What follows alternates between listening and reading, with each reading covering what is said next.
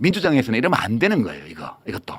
그래서 저는 뭔가 이상해요. 뭔가 잘못됐어요. 크게. 그냥 보통 잘못된 게 아니고 아주 크게 뭐가 잘못 가고 있다 지금. 네. 이게 사람들이 좀 착각하는 건데 제가 노무현 대통령 때는 제가 선거운동원이었잖아요. 네. 선거운동원이었기 때문에 거기에 따른 책임이 있어요. 그래서 그 입장에서 늘 말하고 행동했어요. 문재인 대통령 때는 제가 그 다스베이더스 그 얘기 했잖아요. 문재인 대통령 때는 간헐적 자원봉사자 또는 정책 자문에 가끔 응하는 자원봉사자에 불과했어요. 가끔. 그러니까 저는 그 정권에 대해서 책임을 질 의무가 없었어요. 네. 그러니까 밖에서 뭘 했죠. 이재명 정부에 대해서 저는 마찬가지예요. 저는 이재명 대통령에 대해서 공론장에서 이재명이라는 정치인을 지지했던 비평까지 네. 선거 운동도 아니고 운동원도 아니고 참모도 아니고 알아요. 부하도 아니에요. 맞습니다. 그럼 저는 이제 어떨 때 응하냐, 자문에 응하냐 하면 어떤 문제에 대한 저의 의견을 요청할 때. 그래서 제가 문정부 때는 딱 한 번 조국 씨에게 임명장을 주는 게 좋은가 안 좋은가에 대해서 문재인 대통령이 많은 사람들에게 의견을 듣는 과정에서 저에게도 연락을 하셨고 네. 그거에 대해서 제가 자문에 응했던 거예요. 제 판단은 이러이러한 근거로 해서 일단 임명장을 주시는 게 여러모로 좋을 것 같습니다. 네. 라는 의견을 얘기했고 제가 그 의견을 얘기해서 문 대통령이 꼭 주신 거라고 생각하지 않아요. 많은 네네. 분들이 상반되는 의견을 주셨을 거라고 저는 생각하고요. 그 이재명 대통령은 한 번도 대통령이 되신 후에 저에게 어떤 이슈에 대해서 의견을 물어본 적이 없어요. 네. 그 제가 뭘 만나서 이런 얘기를 하죠. 아니 근데 물론 제가 네. 작가님한테 지금 말씀드린 거는 제가 작가님한테 너무 과한 책임을 그렇죠. 지우는 거는 맞아요. 네. 네, 저는 그거는 그런 맞습니다. 책임까지 지고 그리고 싶지는 않아요. 네, 맞아요. 네. 그리고 어떻게 보면은 좀 결례일 수 있다고 봅니다. 그런데 나 같은 이런 미물도 나라가 잘못될까 봐 맨날 발 동동 굴립니다. 작가님도 지금 여기에서 욕먹으면서 발언하는 것도 공론회장에서 이야기하는 것도 나라 걱정하는 거잖아요. 그러면 조금 더 책임감을 갖고 만나서 이야기를 나누시면 아니, 어떻겠느냐는 저의 욕심을 말씀드린 겁니다. 대통령을 존중해야 돼요. 우리는 네. 대통령을 공개적인 자리에서 보잖아요. 말을 듣고요. 그죠? 어떤 의사결정하는 걸 보잖아요. 그걸로 판단을 해야 돼요. 그러니까 저는 사실 공개적으로 우리가 볼 수 있는 대통령의 모든 말과 행동에서 이걸 느낀 거고 이거에 대해서 저는 비평의 무대에서 정치인 이재명을 지지했던 사람이기 때문에 그때 이재명 대통령이 들으라고 비평을 한 게 아니고 시민들이 들으라고 비평을 했던 거잖아요. 지금 저희 책무는 시민들에게 얘기하는 거예요. 시민들에게. 네. 저는 그게 저희 책무라고 보고 있고 만나서 얘기를 한다는 건 진짜 대통령을 무시하는 거예요. 그거는. 저는. 그렇게 보세요. 네, 그렇게 보고요. 저는 소통되고 있지 않고요. 만나서 얘기할 생각도 없고요. 저는 대통령이 들으라고 이 비평을 하는 것도 아니고요. 시민들에게 제가 보는 사실, 제가 받아들이는 현실이 무엇인지에 대해서 말씀드리는 거고 이것을 전제로 해서 결국은 국민이 나서서 뭔가를 바로잡지 않으면 바로잡을 길이 없다. 그 얘기를 지금 하는 거죠. 다만 이제 제가 좀 주제 넘게 말씀을 드리면 주제 넘어야 돼 오늘은. 네. 체육 앵커하고 저랑 이런저런 소통을 하잖아요. 네. 방송에서건. 그렇습니다. 근데 제가 체육 앵커를 가장 많이 이해하고 아 저런 고민을 하고 있구나를 이해하게 되는 시간은 방송 들어가기 전에 하는 대화거든요. 그래서 저는 많이 이해를 합니다. 아 지금 저런 고민을 하고 있구나. 그래서 그런 맥락에서 봤을 때 공적인 어떤 소통 굉장히 중요하죠. 그리고 네. 유시민 작가님은 작가님이시니까 그런 어떤 시민들을 향해서 대화하는 그런 방식도 저는 유효하다라고 보는데 지금 유 작가님이 계속 방송에서 강조했던 거는 이게 뭔가 지금 잘못된 길로 가고 있는 것 같다.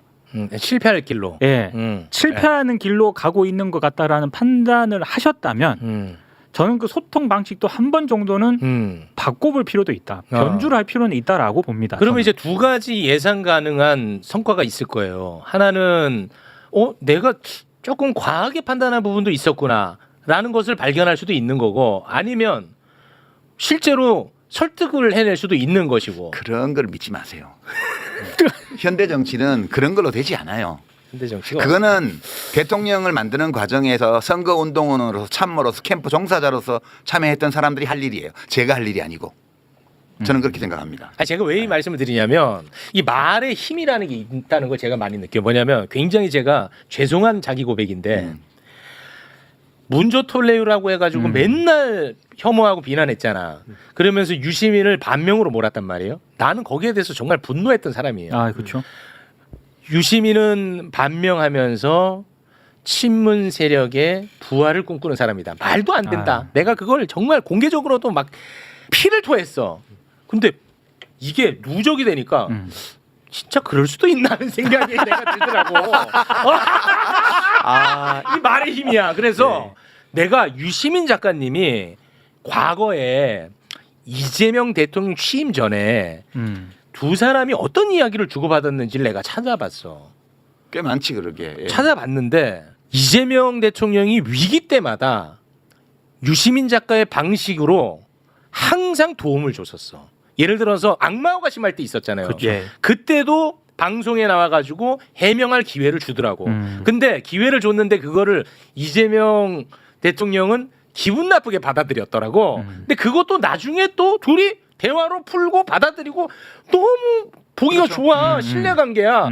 1월 2일 날 신년 토론 하면서 감정 조절 장애 있는 거 아니냐고 물어봤잖아요. 요새 뭐 여러 가지 공격 많이 받으시잖아요. 욕설 주고받은 음성 파일도 왔다 갔다 돌아다니고 뭐 철거민들하고 맥살자들이 했다 어쨌다 뭐 이런 거 많아요. 사정을 하나하나 뜯어보면 또 그럴 수도 있는 상황이던데 제가 보기에는 그럼에도 불구하고 대선 후보로서 감정 조절 능력에 약간 하자가 있는 거 아니냐. 저는 유 작가님이 어머니가 폭행당해서 입원한 상황을 보고 어떻게 할 수 있을지 한번 제가 여쭤보고 싶어요. 그러니까 이렇게 못되게 반응을 한다니까. 그게 최대 약점이라니까. 그때가 치명적인 실수를 했는데 자신은 저한테 기회를 주려고 하신 말씀인데 제가 신년에 뭐 이런 말씀도 하시나 이렇게 받아들였어요. 서운했지. 네, 서운하더라고요. 근데 그 판단 착오였던 거죠. 거기서 벌컥 화냈어요? 결국 하는 데지 않고 바로 물어봤지. 벌컥 화냈지.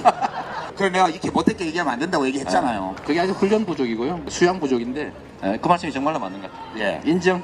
인정. 그리고 검찰에 의해서 잡혀 들어갈 뻔했던 때도 그때는 유시민 작가 방식대로 굉장히 위로하고 힘을 북돋아 주더라고. 이재명 대표는 중요한 사람이죠. 혹시라도 만에 하나라도 영장이 발부되어서 구치소에 간다 하더라도 또 구속적부심 또 신청하고 또 보석 청구 또 하고 계속 싸워 법적으로도 계속 싸워야 되고요. 그리고 당대표직도 내려놓으면 안 된다고 생각해요. 옥중 출마도 하고요. 옥중 결재도 하고요. 이건 기싸움이에요, 기본적으로. 기싸움에서 밀리면 그 순간에 이제 진영이 무너지는 거기 때문에 정청래 최고위원이 다음 공천장은 이재명 당대표 명의로 나갈 거다 이렇게 말을 했던데 그게 그 사인이라고 보고요. 그냥 구수세라 재명아 그냥. 좋았잖아요. 그 관계가. 그럼요. 저는 열심히 응원했어요. 그러니까. 예. 열심히 응원했고 많은 기대를 했고. 그럼 그때는 했는데 왜 지금 못하냐 이 말이에요. 그 다 공론장에서 한 거잖아요. 공론장에서 한 거야. 이건 맞아. 내가 확인이 가능한. 근데 지금 이제 부분이니까. 황희도 그때는 당대표 시절이었고 지금은 대통령이잖아요. 그렇죠. 달라요? 그게 어떻게 같나. 같지가 않아요. 그때는 그냥 저분은 정치인이고요. 왜나 무시하는 거야? 아니 이제 우리 황희도 씨가 온라인은 제일 잘 아시니까 이제 이재명 대통령이 온라인에 굉장히 밝은 분이잖아요. 네. 근데 대통령 취임 이후에 지금까지 1년 동안 온라인에서 이루어졌던 소위 이재명 지지자들의 활동이 있잖아요. 그걸 대통령이 모를 리 없잖아요. 다 알고 있을 겁니다. 저는 제 느낌에는 혐오 조장이 기본 컨셉이다라고 저는 소위 온라인 친명들의 활동의 기본 컨셉이 자기들이 제거하고자 하는 자들과 세력에 대한 혐오 조장이었다고 저는 받아들이는데 제가 너무 예민한 건가요? 어때요? 아니요, 실제로 제가 DC 인사이드에 이재명은 합니다라는 갤러리 그 자료를 이재명 팬카페도 있고 그죠? 예, 그 자료를 많이 모아뒀었는데 2년 전부터, 그러니까 24년도부터 정확히는 친노 친문에 대한 공격이 엄청 이어졌고 거기서는 상상을 뛰어넘을 정도로 노무현 전 대통령을 공격을 했습니다. 그러면서 진짜 난리가 났었는데 제가 그래서 지난번에 나와서 민주당 정치인들이 대부분 노무현 정신을 얘기를 했고 다 했죠. 근데 이런 문제를 모르나? 말도 안 되고 저도 몇몇 분들한테 얘기를 했어요. 이런 일이 벌어지고 있다. 근데 이걸 다 외면하더라고요. 근데 사실 이런 거는 굳이 막 저처럼 온라인을 많이 봐야지만 알 수 있는 것도 아니고 이게 건너서 다 유통이 되잖아요. 그러니까 이게 방치가 된 지가 되게 오래됐었는데 최근에 갑자기 이 양비론으로 얘기를 하면서 정치인들이 나와서 둘 다 그만해라. 맞아요. 거기서 제가 너무 화가 났던 겁니다. 나도 그건 참 서운하더라고. 그렇기도 하고요. 이제 제가 다스베이다에서 다 편집해버린 내용이 있는데 그거를 다 편집한 데 이유가 있을 겁니다. 그걸 다 편집했기 때문에 나도 이유는 있었어. 보니까. 대통령이 자신감이 지나쳤던 거 아닌가라는 저희 말을 두고 또 많은 사람들이 많이 비판을 했습니다. 비판했습니다. 근데 제가 그렇게 판단하게 된 이유를 몇 가지 얘기를 했어요. 근데 이제 이 점이 가장 심각한 건데 사실은 이재명 대통령의 많은 행위들 중에서 말도 있지만 행위들 중에서 어떤 게 있냐 하면 이것도 다 이제 재건축 재개발 이런 거와 관련돼 있을 거라고 저는 생각하는데 모든 중요한 의사결정권자의 위치에 자기가 원하는 사람을 넣으려고 그래요. 그래서 이제 무슨 일이 벌어졌냐면 가만히 보면 서울시장 민주당 후보 경선을 불공정하게 만들었어요. 대통령이 SNS에 정원호 씨를 띄워가지고. 그 불공정 경선이에요. 대통령이 밀었잖아요. 좀 이럴 때 좀 옆에서 좀 순환 좀 시키세요. 아, 나도 그러니까 유 작가의 그 의견을 다 동의하진 않아요. 그러니까. 아니 근데 그거는 대통령이 하면 안 되는 거예요. 그 원래 그렇게 하면 안 돼요. 그렇게 하면 안 되고 그다음에 경기도지사 경선에서도 명픽이라고 자칭하면서 뛰어다녔는데 어떤 후보가 그거에 대해서 청와대에서 아무 조치도 안 했습니다. 그러니까 우리가 그 조치하면 또 개입한다고 하실 거예요. 아니지 명픽을 팔지 못하게 해야지 청와대 민정실에서 그건 안 되는 거예요. 이제 그런 거는 적극적으로 이제 청와대에서 나선 건 아니죠. 그런 방식으로 개입한 게 많아요. 조정식 의원이 하반기 국회의장에 도전할 거라는 거는 만인 공지의 사실이었어요. 네 맞아요. 근데 그 사람을 그 정치인을 정무특보로 시켰습니다. 그리고 그 정무특보가 결국은 국회의원들끼리 뽑는 선거에서 국회의장이 됐어요. 그러니까 국회의장을 명픽을 넣은 거예요. 서울시장도 명픽을 넣으려다 실패했어요. 당대표도 명픽을 넣은 거예요. 지금 대통령이 직접 나서서 정청래는 나오지 마라고 말을 안 했을 따름이지 SNS에 여러 차례 국무총리 그냥 덕담 차원을 넘어서는 띄우는 작업도 했고요. 그다음에 친명 호소인인지 진짜 친명인지 모르겠지만 많은 민주당의 정치인들 대변인 대변인단에 속해 있는 비평가들 이런 사람들이 정청래 불출마해야 된다는 걸 공개적으로 쭉 얘기를 했습니다. 이런 거는 하면 안 되는 거예요. 이게 법적으로 문제 있다는 뜻이 아니고 정치적으로 이런 걸 하면 안 돼요. 대통령은 대통령의 직무수행, 행정부의 수반으로서 대통령의 직무수행을 성실하고 유능하게 함으로써 당을 이롭게 하고 정부를 이롭게 하는 사람이지 당과 국회의 주요 포스트에 자기가 원하는 사람을 집어넣기 위해서 뭔가를 하는 사람이면 안 되는 거예요. 이게 스스로 자신의 권위를 훼손하고 있고 민주적 지도자 그러니까 대통령은 행정부의 수반인 동시에 정치의 지도자예요.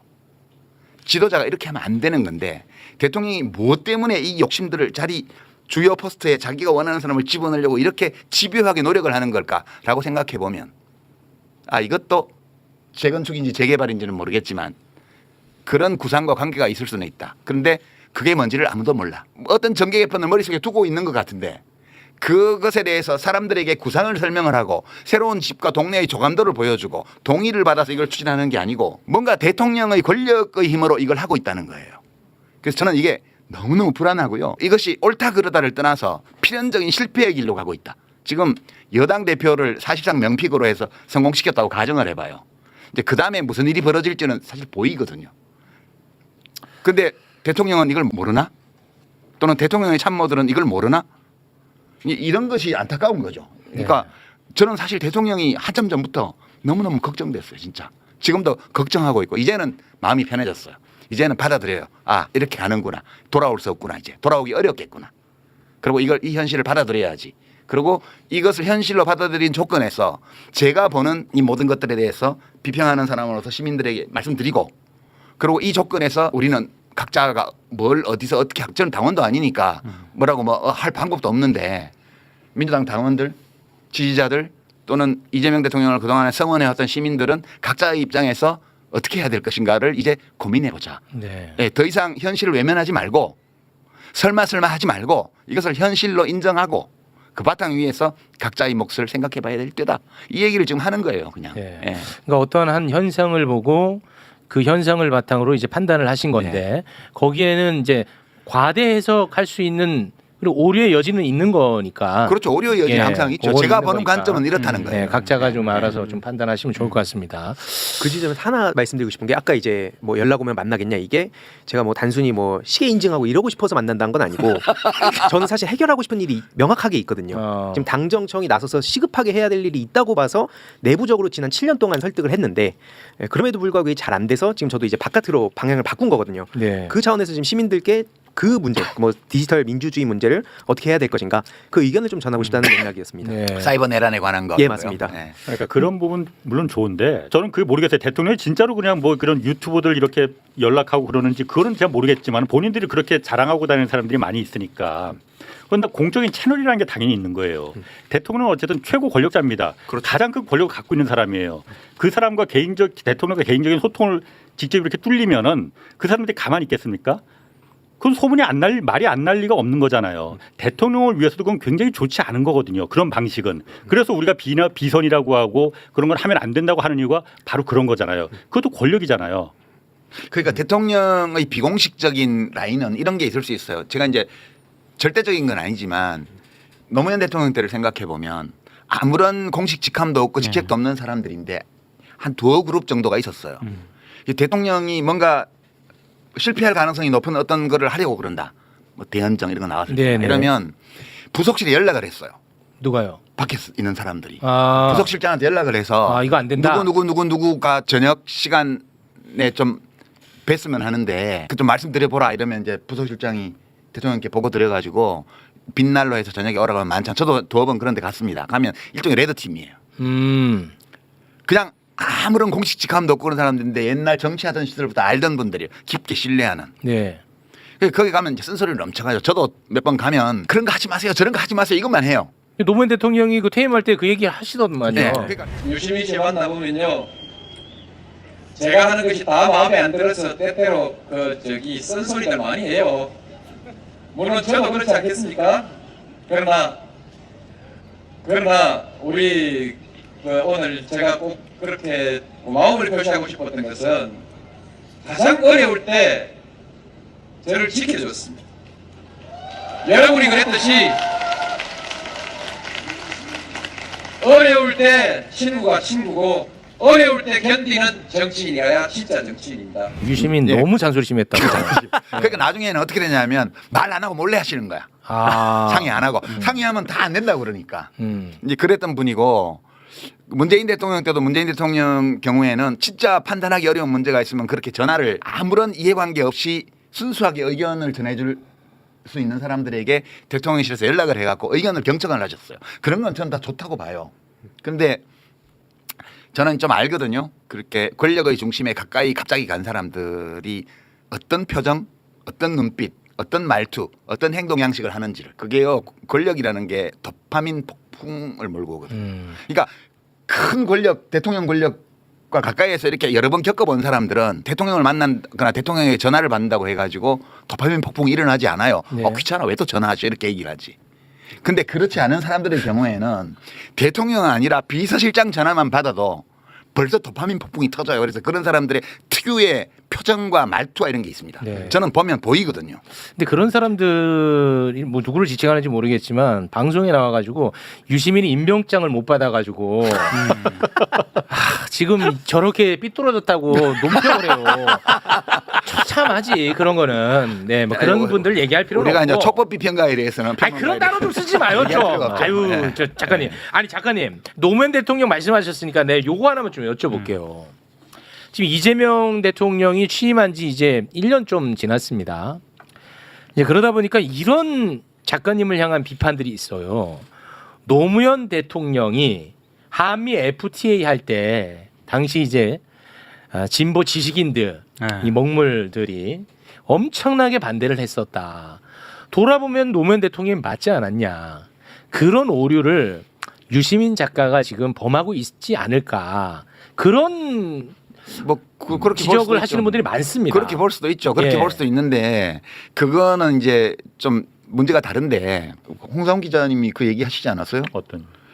한미 FTA 절대 안 하겠습니다라고 공약하고 한미 FTA를 한 게 아니잖아요. 이라크 파병 같은 건 절대 안 하겠습니다라고 공약하고 이라크 파병을 한 게 아니잖아요. 그거는 외교 정책 또는 통상 정책의 이슈, 새롭게 떠오르는 이슈였는데 지금 검찰 개혁 같은 거는 하겠다고 하고 안 한 거잖아요. 그러니까 차원이 달라요.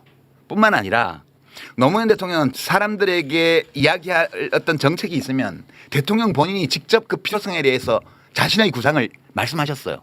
근데 지금 검찰 개혁이 이렇게 지체되는 거에 대해서 이재명 대통령이 해명 진짜 제대로 한마디도 한 적도 없고요. 했어요. 뭘 했어요? 아니, 그러니까 저 국민 피해를 최소화해야 된다. 그게 말이 돼요? 그 정도로 이걸 처리할 수 있는 문제라고요, 이게? 그러니까 이게 저는 뭐 그렇게 비유해서 비판할 수 있죠. 좋아요. 좋은데 지금 이재명 대통령이 하는 것은 제가 틀렸다고 말을 하는 게 아니고 너무 위험하다. 실패할 거다. 그렇게 얘기하는 거예요. 아니, 그러면은 제가 궁금한 게 어쨌든 이재명 대통령도 검찰의 그간의 그야말로 어떤 권력 독점이 굉장히 위험하다는 걸 너무나 잘 알고 있고 본인도 그러니까 피해자이고 그렇죠. 이걸 해야만이 정권도 재창출되고 이어질 수 있다는 걸 너무나 잘 알 텐데 왜? 그 문제는 저도 아직 답을 못 찾았지만 이제 문재인 대통령 만났을 때 구조적 다수라는 말을 했죠. 썼죠. 예. 네. 이제 그거는 성립할 수 없는 단어예요. 원래 민주주의 선거에서 대통령을 뽑고 5년마다 뽑고 지금 우리 예. 4년마다 국회의원을 뽑는데 다수가 되는 구조를 만든다는 건 원천적으로 있을 수 없는 거예요. 그러니까 대통령의 머릿속에 지금 뭔가 있어요. 아, 어떤 모델이 예, 뭔가 있는데 그게 뭔지에 대해서 대통령이 말씀을 안 하기 때문에 우리가 정확히 그걸 볼 수는 없어요. 그러니까 구조적 다수를 만들려고 했던 가장 확실한 시도의 사례를 보면 그 3당 합당이에요. 1990년에요. 그게 민정당, 그다음에 신민주공화당 김종필, 그다음에 김영삼의 통일민주당 이 세 개가 합쳐갖고 의석의 거의 70%가 넘는 의석을 가진 거대 민자당을 만들었잖아요. 그 지역구도로 보면 DK, PK, 충청도를 합쳐가지고 구조적 다수를 만들었어요. 네. 근데 그게 그 다음 총선에서 바로 깨지거든요. 민주주의 선거에서 국민 주권이 실현되는 이 선거에서 다수를 차지하는 구조를 만든다는 거는 발상 자체가 불가능한 발상이에요. 이제 어떤 의미를 담아서 구조적 다수라는 말씀을 이재명 대통령이 했는지는 모르겠으나 저는 이제 대통령이 지금 아직 말하지 않은 어떤 재건축 또는 재개발에 대한 구상이 있고 그 구상을 뒷받침하는 팀이 밑에 있다고 봐요. 그런 게 없이 그런 말이 나오지는 않아요. 근데 그 팀의 기획 수준이 되게 형편없어요. 너무 수준이 낮아요. 그래서 리스크는 엄청 높고 실패 가능성이 농후한 길로 지금 대통령이 가고 있는 거라고 저는 생각을 하고 이렇게 보지 않으면 대통령의 말과 행동을 일관되게 설명하는 게 불가능해요, 지금. 그래서 제가 이렇게 추론하는 거고 그게 뭔지에 대해서는 조금 더 대통령의 이 생각을 알 수 있는 말과 행동들이 나오고 나면 추론해낼 수도 있을 거라고 저는 봐요. 저는 답답한 게 그러니까 물론 유 작가님 말이 본인 말이 다 맞다고 확신할 수는 없는 거잖아요. 네. 그럼요. 그런 비판이 많아요. 유시민 작가는 자기만 옳다고 해. 막 이런 아니 비판이 많아요. 누구나 자기가 옳다고 생각하는 얘기를 하지 그러면 내가 틀렸다고 얘기하는 사람도 있나? 야, 요거는 저랑 어? 똑같은 생각입니다. 네. 아니, 누구나 나 어떤 주장을 할 때는 그게 맞습니다. 맞다고 생각하고 주장을 그렇죠. 하지 난 틀렸어라고 주장하는 맞아요. 그런 정신 나간 사람이 어디가 있어요. 네. 아니, 그러니까 저는 지금 그 보안 수사권 부분에 대해서 굉장히 이게 지금 그 구조를 지금 애초에 그러니까 쭉 달려왔던 그 방향성을 틀어버리는 지금 분기점에 와 있는 거잖아요. 네. 만약에 분기점이 틀어지면은 뭐 마음이 식는다 정도가 아니고 등을 돌릴 가능성이 매우 높습니다. 사람들이 지지층들이. 그러면은 정권 재창출은 정말 그거는 완전 물 건너 간다고 저는 보고 있거든요. 네. 왜냐 나부터도 정말 고개가 갸우뚱갸우뚱해질 테니까. 이러면 정권 재창출이 불가능하다는 걸 너무나 본인이 잘 알 텐데 그게 제가 그러니까 풀리지 않는 부분이다. 정권 재창출은 4년 뒤의 일이고요. 아직 네. 지금 이제 이게 얼마나 좀 우스꽝스러우냐 하면 대통령이 모호한 말을 하고 SNS나 이런 데서 물론 해석이 필요하고 그러면 해석 투쟁이 막 벌어져요. 예. 민주정에서는 이런 일이 네. 있으면 안 돼요. 민주정에서는 대통령이 어떤 안건 어떤 이슈에 대해서 자신의 생각을 말해야 돼요. 해석의 여지 없이요. 근데 이게 지금 보면 대통령이 SNS에 뭐 부처 돼지 이런 거 올리면 이게 뭔지를 둘러싸고 대변인이 나와서 해명하고 뭐 누구는 그게 문조 털레를 유시민을 겨냥한 거라고 얘기하고 누구는 조선일보라 그러고 이 난동이 벌어져. 이 소동. 아니 그 조선일보였어요. 좋아요. 여하튼 지금 무슨 일이 벌어지고 있냐 하면 대통령의 진짜 의중이 무엇인지를 찾아내기 위한 게임. 대통령의 커뮤니케이션이 이러면 안 돼요. 이거는 뭔가를 감추고 있는 거거든요. 뭔가를. 대통령이 지속적으로 자기를 친명을 자처하는 사람들이 그렇지 않은 사람들을 공격하는 수단으로 이용하는 그런 모호한 말을 계속 주기적으로 내왔습니다. 지금까지. 이런 거는 민주정에서는 이러면 안 되는 거예요. 이것도. 그래서 저는 뭔가 이상해요. 뭔가 잘못됐어요. 크게. 그냥 보통 잘못된 게 아니고 아주 크게 뭐가 잘못 가고 있다 지금. 네. 그런 걸 느끼는 거죠 지금. 네. 그럼 뭐 뭔가 이상하다 이런 표현을 하셔서 여기 다 그 언론 관련해서 일가견이 있는 분들이니까 언론 이야기 잠깐 좀 하고 싶은데 저는 요즘 언론을 보면서 와 이건 진짜 정말 나는 이 현상 자체가 되게 신기하다라는 생각을 많이 해요. 그 내란범이었던 윤석열도 언론이 하나가 돼서 다 같이 비판하지 않았어요. 그때도 윤석열 발언을 따가지고 전달해주고 막 그럴 정도였어요. 근데 지금은 내란범도 아니고 범죄자도 아닌 유시민 그리고 뭐 김어준, 정청래 이런 사람들을 모든 언론, 모든 평론가, 모든 유튜버들이 모든은 아니고 거의 대부분이 하나의 목소리로 비판을 합니다. 그나마 정청래 의원 같은 경우는 당대표도 노리고 국회의원이니까 뭐 그렇게 견제받고 비판받는 거 타당할지 모르겠습니다만 유시민 작가는 민간인이에요. 근데 거의 대부분이 하나가 돼서 한 목소리로 비판을 해요. 난 이거는 참 너무 이상하다. 근데 이상한 거 플러스 무섭다까지 가는 건 뭐냐? 자신들이 비판하는 유시민을 같이 혐오하지 않는 최욱도 비판을 해요. 그러니까 우리 편이 아니면 다 적. 이 관점. 이거는 이제 무섭다거든요. 앞에는 나는 이상하다. 뒤에 거는 좀 무섭다. 내가 욕먹기 싫다는 게 아니고 이거는 어떻게 해석이 가능한지 참 궁금합니다. 우리 어르신분들 어떻게 죄송한데 먼저 가야 돼서 한마디만 하고 싶은 게 일단 노무현 재단에 대해서 지금 뭐 횡령 얘기까지 나오고 있거든요. 비판이 아니잖아요. 근데 이거에 대해서 말도 안 된다고 얘기를 하면 저도 이제 그 반열에 올려서 공격을 하는 거예요. 그러니까 이게 아예 그냥 뭔가 짜여진 빌드업의 일환인 것 같다 이런 생각이 요즘 사실 많이 들고 특히 그 예전부터 당 활동을 저도 좀 오래 하다 보니까 어떤 얘기들을 들었었냐면 2019년에 유시민 작가님을 욕을 이런 방식으로 해요. 진영 논리.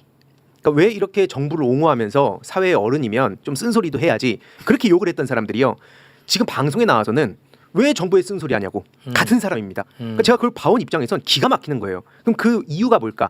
사실 요즘 보면은 그 뭐 다른 여러 가지 이유도 있지만 유튜브 조회수 그러니까 막 맨날 퇴물됐다고 욕하면서 조회수 엄청 빨아먹잖아요. 아 유시민 퇴물됐다고 퇴물됐다고 하면서 거론을 왜 하냐? 나 욕하면 조회수 올라가요? 지금 조회수 엄청 올라가죠. 진짜요? 네, 그래서 저도 좀 해볼까 합니다. 마지막으로 그 말씀 드리고 저는 일어나야 될 것 같은데 네. 진짜 퇴물이 된 이준석 얘기 한때 죄다 했었잖아요. 맞아요. 지금 안 하잖아요. 안 하지. 진짜 퇴물됐으니까. 맞아. 조회수가 안 나와요? 안 나옵니다. 그래서 저도 안 씹어요. 그래서 내가 욕을 먹는 거예요? 예. 그러니까 이걸로 상처받을 이유는 없네. 이건 댓글에서 벌어진 일이라면 무슨 뭐 작전 세력이 있겠거니 할 수도 있는데 댓글에서 벌어지는 일이 아니라 심지어 매불쇼 출신들이에요. 전부 다. 매불쇼에서 그렇게 오랫동안 함께했던 분들이 다 외연 확장에 실패한 거네. 네, 제가 좀 그러니까 많이 저는 저널리즘적인 행위를 하고 있는 건 아니라고 봐요. 이거는 흔히 말해서 기성 언론들이 운영하는 유튜브 채널들 있잖아요.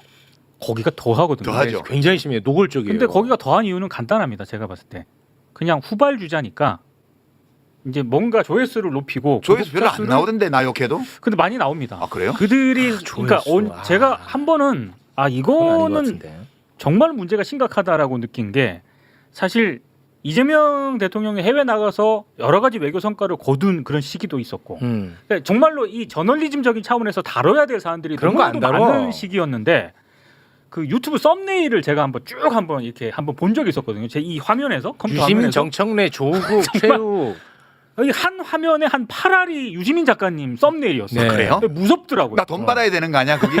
그러니까 이거는 뭔가 상당히 잘못됐다. 왜 이럴까? 제가 봤을 때 여러 이유가 있겠지만 가장 큰 이유는 상업적인 이유가 가장 크다고 봐요. 그 정도로 돈벌이가 되나 내가? 이거는 아닌 것 같은데. 아니, 근데 조중동 전통적으로 조중동 이런 데는 내란을 일으킨 경우에도 보수 세력하고 이제 뭐 민주 세력하고 사이에 중립이잖아요. 맞습니다. 네. 그죠? 네. 그다음에 한겨레나 경향처럼 우리가 보통 진보 매체라고 말하는 오마이뉴스나 이런 데들은 기본적으로 보수 세력 쪽에 하고 민주 세력, 진보 세력 쪽에서는 진보 세력에 좀 기울어져 있지만 진보의 정파에 대해서는 또 중립이잖아요, 대체로. 맞아. 지금까지 이렇게 해왔잖아요. 맞아. 근데 지금 보면 그 구분 없이 제 발언이 뭐 맞냐, 뭐 민주당에 도움되냐 이런 여론조사도 있더라고. 와, 그것도 뉴스토마토 재밌죠. 그거 보면 네. 제가 놀랐는데 진보층에서는 반반이더라고요, 그게. 그 저는 깜짝 놀라서 이 정도로 동의 비율이 높단 말이야. 뭐 놀라운 일이잖아요. 그 내용도 잘 안 알려져 있는 일개 비평가의 말을 가지고 여론조사를 했는데 반반 나왔다는 건 지금 문제가 심각한 거예요. 그게 지금 정부가 그렇게 있는데 민주당 지금 전당대회도 보면 유력 후보가 팽팽하잖아요. 지금 여론조사를 보면 큰 차이 없어요.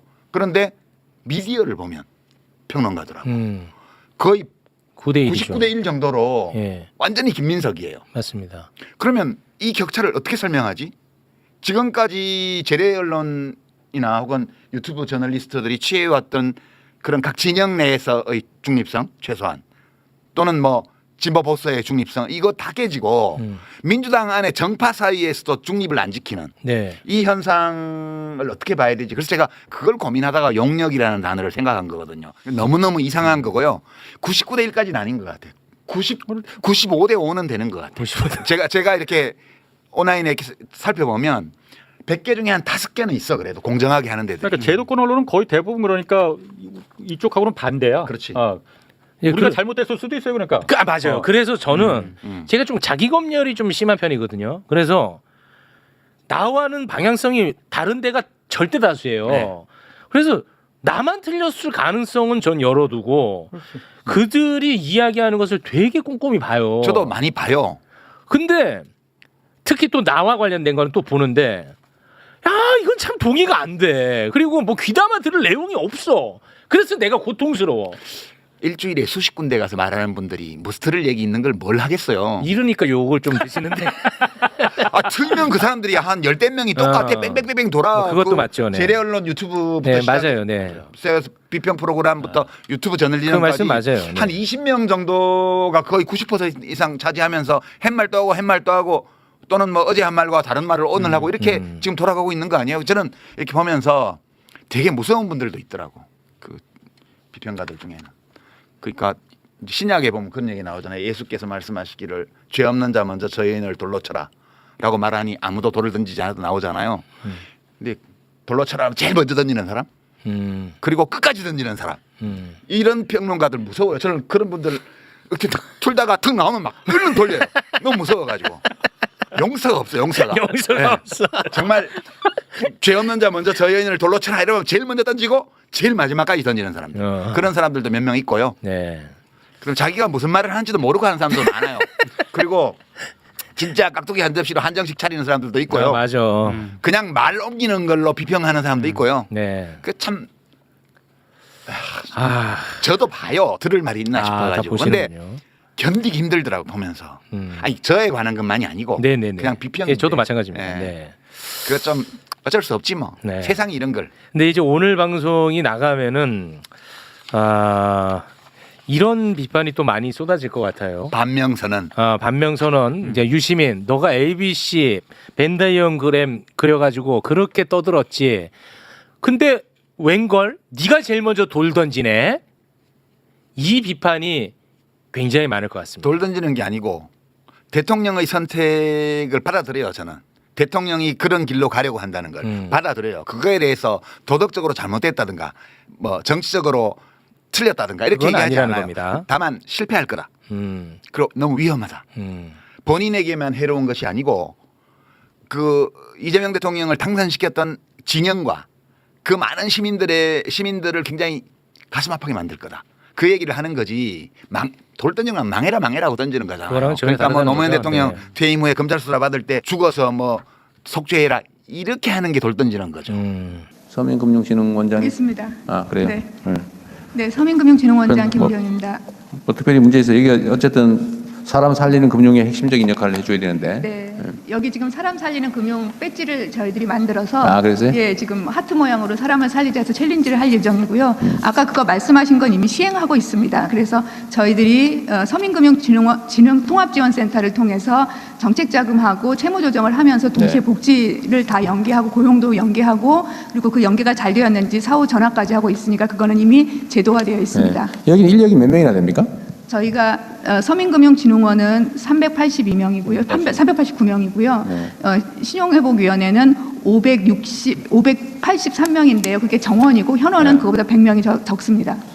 신용회복위원회도 서민금융진흥원이 관할하고 있어요? 서로 따로따로입니다. 제가 겸임하고 있습니다. 겸임을 해요? 예, 그게 이제 서민금융진흥원은 햇살론과 같은 정책자금을 해주는 것이고 최근에 했던 청년 미래적금도 저희들의 관할이었고요. 네. 신용회복위원회는 사전 채무조정, 신속채무조정 개인 워크아웃을 하고 있습니다. 알겠습니다.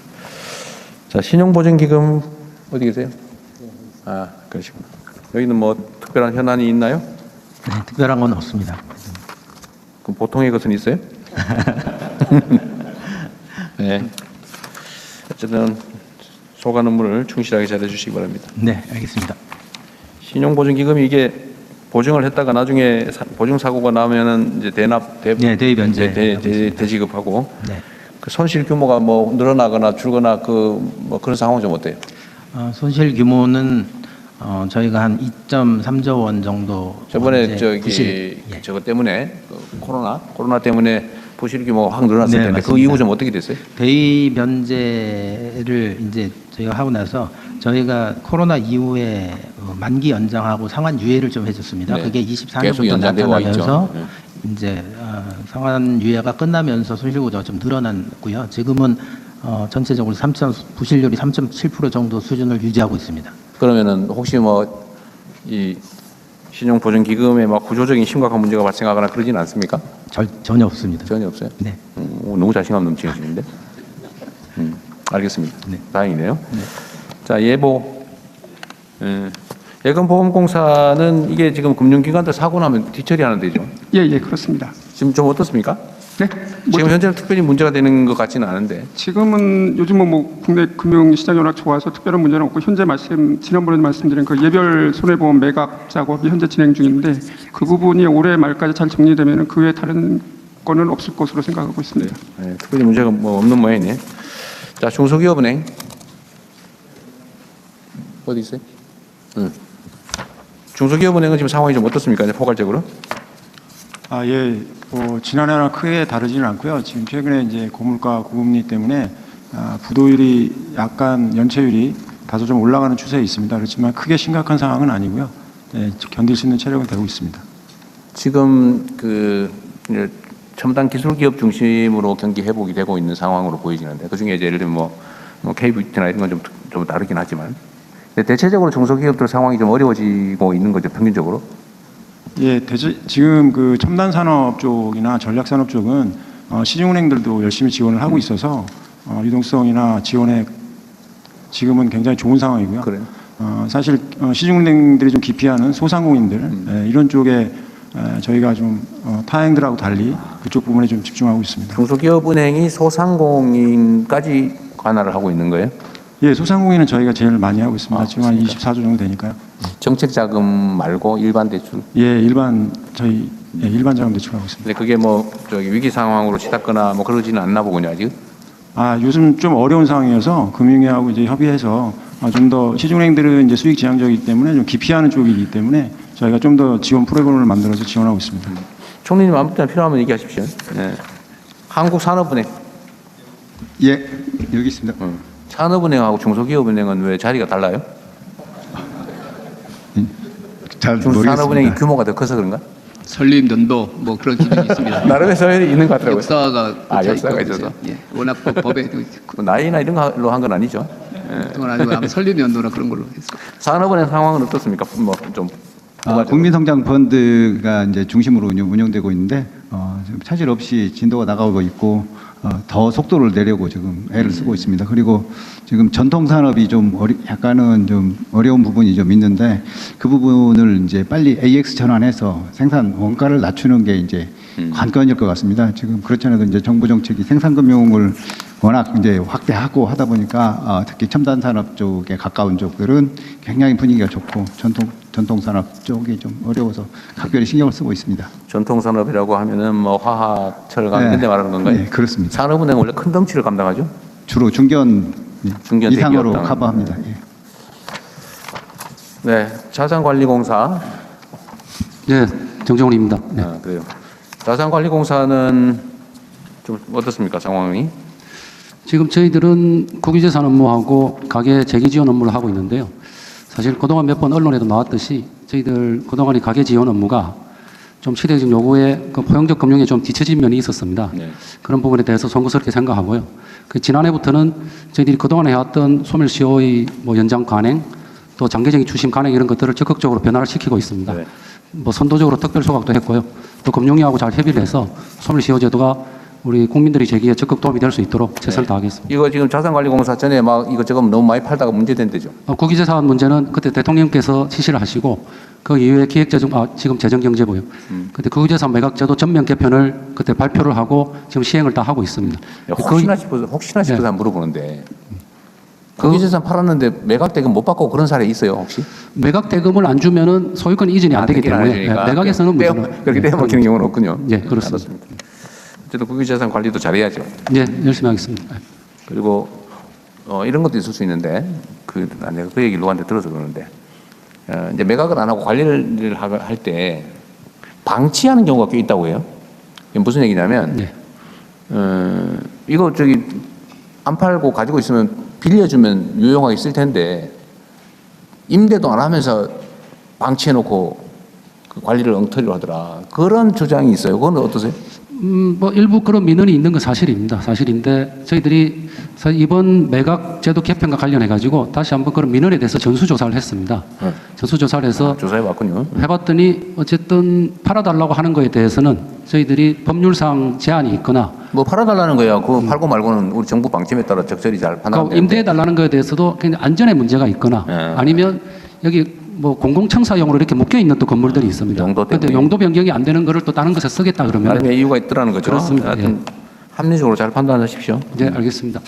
자, 그다음에 주택금융공사? 네. 주택금융공사는 주택자금 대출해주는 그런 역할을 하나요? 네, 서민중산층을 주택 구입자금 대출도 하고. 저번에 전세 대출해주다가 엄청 떼어먹힌. 그건 저희가 아닙니다. 그게 아니에요?